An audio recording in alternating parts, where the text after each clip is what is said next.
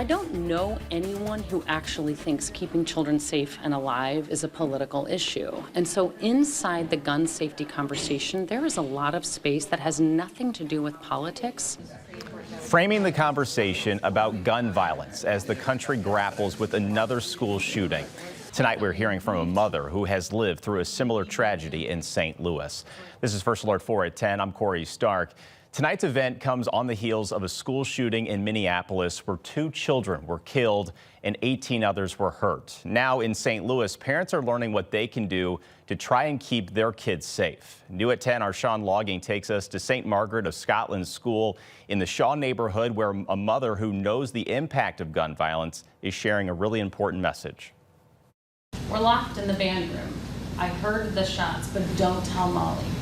At St. Margaret of Scotland School in St. Louis, gun safety is part of the curriculum this week. It's a hard topic to talk about. It could feel really uncomfortable, but it's really important. My first grader asked me to come. It's part of Be Safe Week at the school. It's a nationwide campaign focused on responsible gun ownership, safe storage, and reducing gun violence.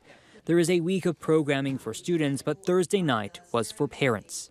Securing a gun is not a child's responsibility. That is an adult's responsibility. While the education that's happening here this week was planned long before the school shooting Wednesday in Minneapolis, for those that are coming here Thursday night, it's making what they're learning all the more important. Our kids were actually in the Be Smart yesterday while that shooting happened, and they had been in church earlier yesterday. So absolutely, it definitely strikes so close. Thursday, parents heard from another parent whose children survived the 2022 shooting at Central Visual and Performing Arts High School in South City. Living through it is much worse than you're imagining, and there is much more that can be done than it feels like it. On October 24, 2022, Emily Schultz had 2 children enrolled at CVPA. That day, a former CVPA student entered the building, shooting and killing 15-year-old Alexandria Bell and gym teacher Jean Kushka.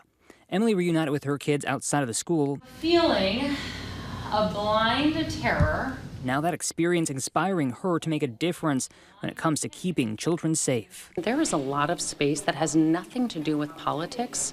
For example, simply having guns by responsible gun owners stored safely is estimated to be able to reduce up to 1/3 of unintentional gun deaths. Parents participating in Thursday's event tell me they are now more conscious to ask when at another family's house if there are firearms there and if they're securely stored. We've all heard the stories of, the kid who stumbled upon a gun, and bad things have happened. And so, education is power, knowledge is power.